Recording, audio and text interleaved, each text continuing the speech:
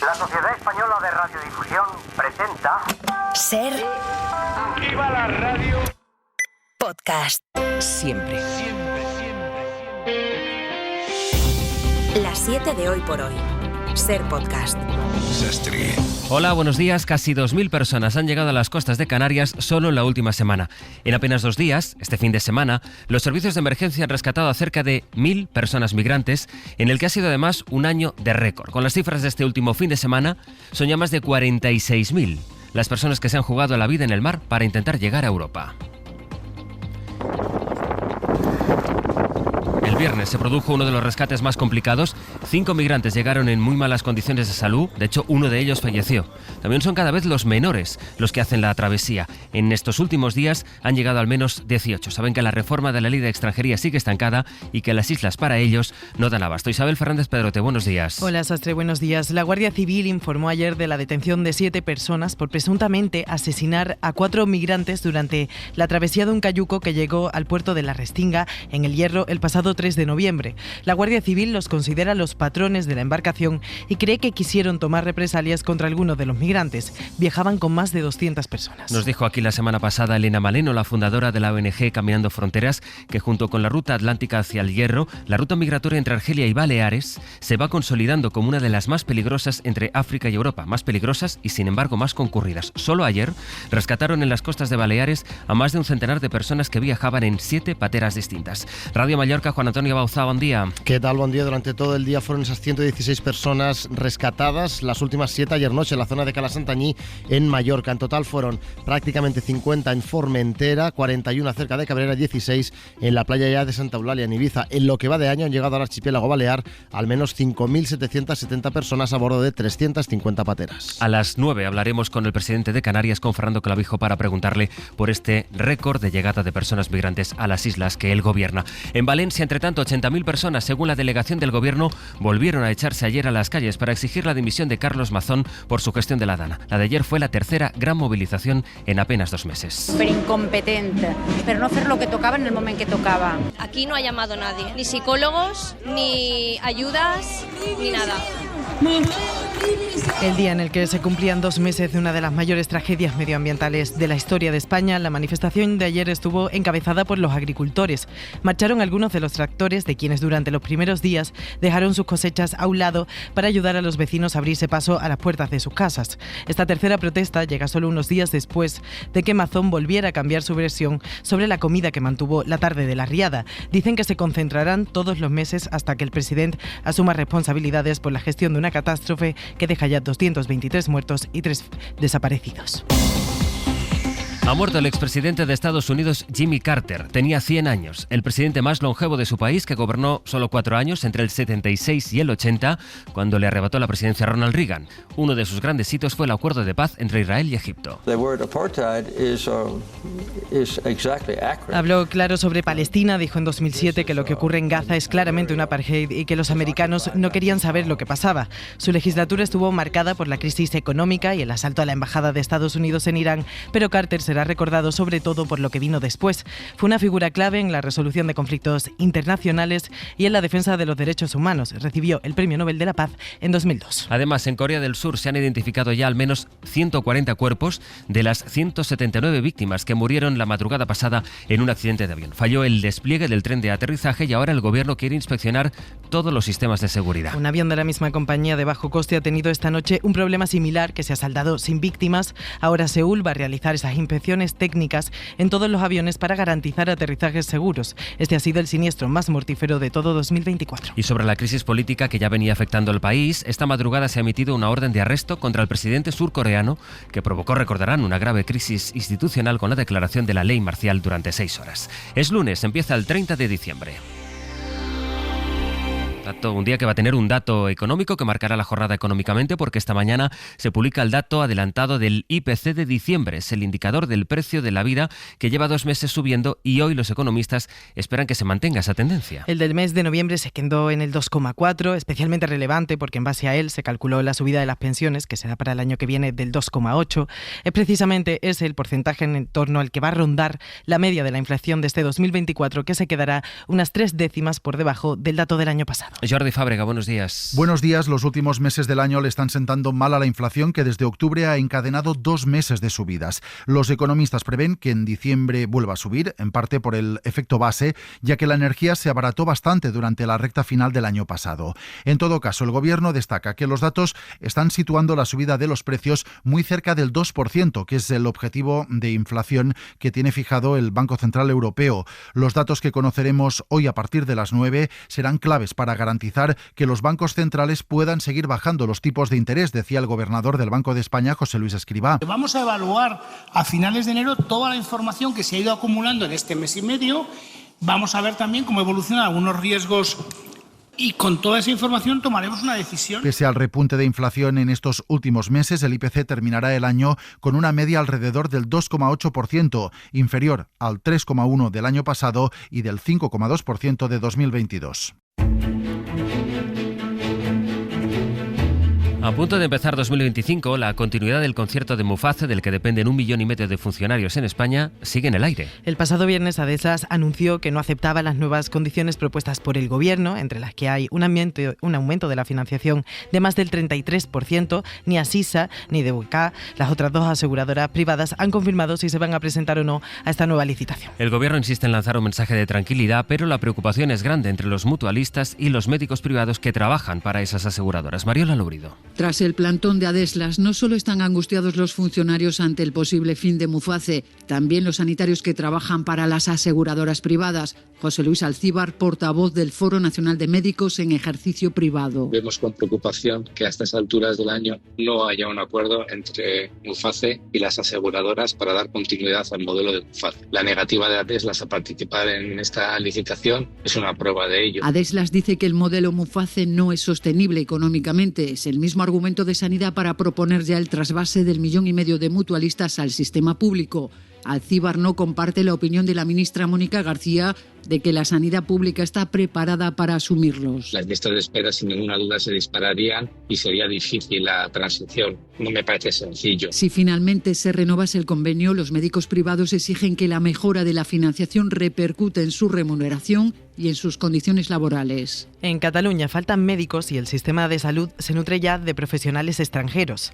Además, solo el 30% de los nuevos médicos han estudiado en universidades catalanas. Muchos se marchan a trabajar al norte de Europa porque las condiciones laborales son mejores. Una información que avanzan nuestros compañeros de Radio Barcelona. Susana Ruiz, buen día. Hola, buen día. Actualmente en Cataluña 1 de cada 4 médicos son extranjeros. Las nacionalidades más frecuentes son argentina, colombiana y venezolana. Esta proporción aumentará en el futuro, ya que más de la mitad de los nuevos colegiados proceden de universidades de países extracomunitarios, la mayoría de la América Latina. El sindicato Metges de Cataluña, que es mayoritario entre este colectivo profesional, atribuye la situación a las malas condiciones laborales y salariales que tienen los médicos en España. Los nuestros se van a países europeos donde viven y cobran mejor, y las plazas de aquí se cubren con personal de fuera. El Colegio de Médicos de Barcelona alerta de que no se están formando suficientes médicos en España, teniendo en cuenta que ya ha comenzado la ola de jubilaciones de la generación del baby boom. El fin de semana ha dejado una nueva agresión machista, en este caso en Madrid. Una mujer y su pareja están heridos graves después de que el exnovio de ella fuera hasta su casa y los apuñalara en varias ocasiones. El agresor está ya detenido. Radio Madrid, Alfonso Ojea. La agresión a cuchillo se perpetraba sobre las 6 de la tarde de este domingo en un domicilio de la calle de San Faustino, en el barrio de San Blas. En apenas unos segundos el agresor ha asestado decenas de cuchilladas a la que había sido su pareja y también al actual compañero de ella. El presunto agresor, ya detenido, se ha presentado en esa casa, ha llamado al timbre y en cuanto le han abierto la puerta ha comenzado a apuñalar a la pareja. La mujer de 56 años ha recibido cuchilladas en el cuello, en el tórax y en una mano, pero su pareja de 51 años se ha llevado la peor parte. El agresor se ha cebado con él, asestándole 10 puñaladas que le han dejado en estado grave. Ante los gritos, los vecinos rápidamente llamaban a la sala del 091, a la Policía Nacional, que interceptaba al agresor. La unidad de atención al menor y de familia de la UFAM, de la Policía Nacional, ha asumido esta investigación como un delito de violencia machista. También posiblemente 2 tentativas de homicidio y lesiones graves. El detenido había mantenido una larga relación sentimental con la mujer. Se encuentra ya en los calabozos de la Jefatura Superior de Policía. Son ahora y 10. Las personas trans siguen sufriendo discriminación laboral. Más del 66% de quienes se declaran LGTBI trabaja, pero al menos el 10% ha sufrido en el último año un trato desigual por su orientación sexual o por su identidad de género. 7 de cada 10 esconde su orientación sexual en su lugar de trabajo. A partir de abril del año que viene, todas las empresas con más de 50 empleados deberán tener un plan de igualdad y no discriminación. Estefanía Salvatierra. A Daniela, mujer transgénero, su puesto de trabajo en una entidad bancaria de Mallorca le duró un día. Bueno, pues me presento mi primer día de trabajo a la oficina, se me acerca el director y la subdirectora y me dice que dónde voy así. Y yo, ¿cómo? ¿Que dónde vas así? No han explicado que soy mujer transgénero. No han dicho nada.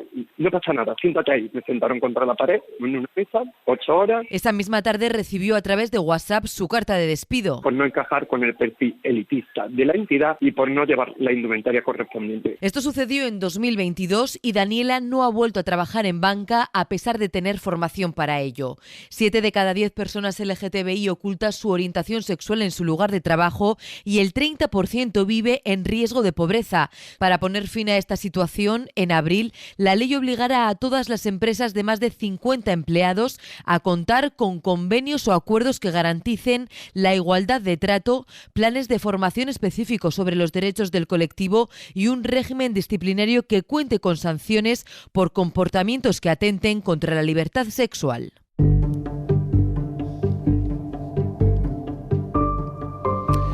Del exterior, el presidente de Azerbaiyán exige a Vladimir Putin que asuma su responsabilidad por el accidente de avión del pasado miércoles en el que murieron 39 personas. Acusa a Rusia de encubrir las causas del derribo del avión y dice que ha escuchado versiones absurdas del Kremlin. Recordarán que hace unos días el propio Putin, en una declaración muy llamativa, llegó a pedir disculpas por ese incidente. Información de Victoria García. El presidente Aliyev, firme aliado de Putin, sin embargo, ahora le pide que asuma la responsabilidad de este trágico incidente, porque dice: nuestro avión fue derribado por accidente, pero resultó alcanzado en el fuego cruzado cuando se acercaba a la ciudad rusa de Grozny. Los primeros 3 días solo hemos escuchado versiones absurdas de Rusia y ya es hora de que asuman su responsabilidad. Quiere el presidente azerí que Rusia acepte su culpabilidad en la caída del avión y que penalice a los responsables por dañarlo. El vuelo de las líneas aéreas azeríes se estrelló el miércoles envuelto en una bola de fuego en la ciudad de Aktau,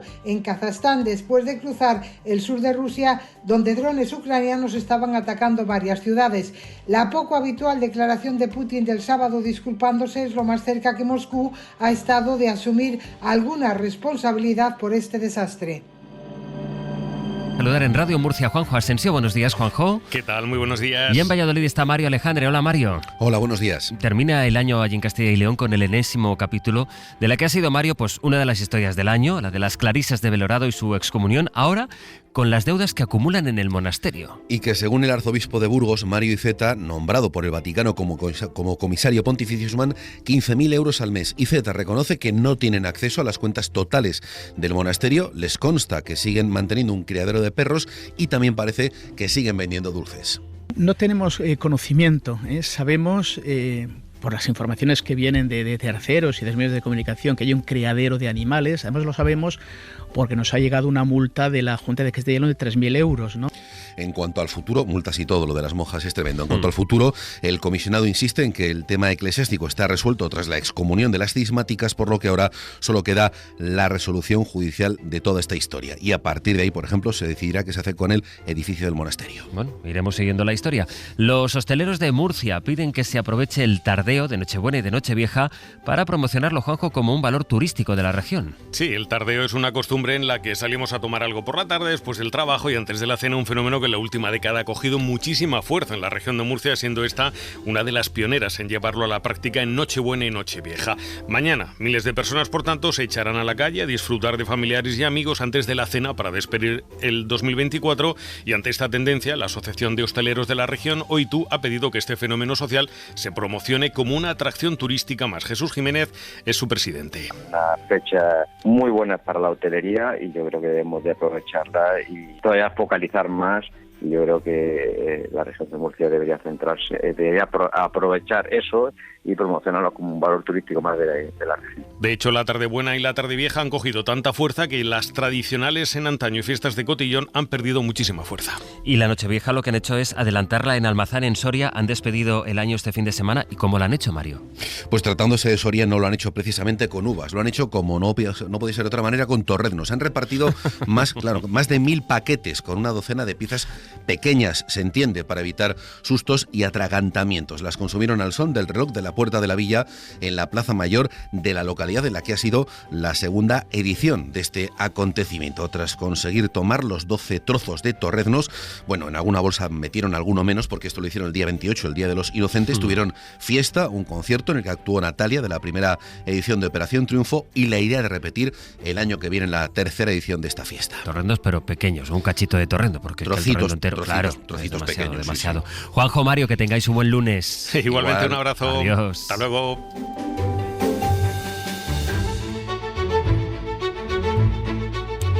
Vamos con la recomendación cultural. Hoy Dani de la Fuente nos propone un disco, el último del músico gallego Abraham Cupeiro, uno de los compositores más importantes de nuestro país, que hoy toca en Vigo.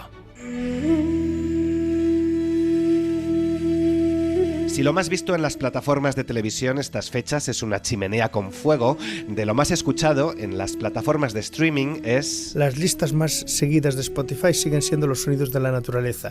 Sonidos que con estos instrumentos hechos, valga la redundancia, con elementos de la naturaleza, pues siguen presentes en nosotros. Por eso creo que son tan actuales. Instrumentos antiguos que Abraham Cupeiro ha construido con sus propias manos, decenas de ellos. Alguno tan sencillo como una rama de sauco hueca que suena así.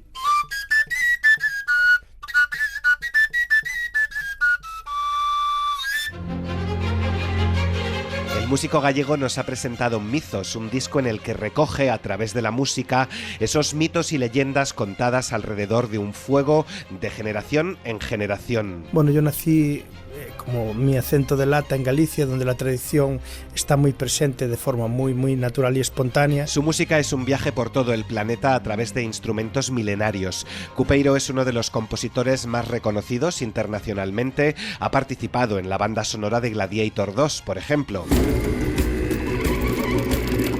Abraham Cupeiro tocó anoche en Barcelona, hoy tiene doble cita en Vigo y muchas más, deleitándonos con su arte tan moderno como ancestral.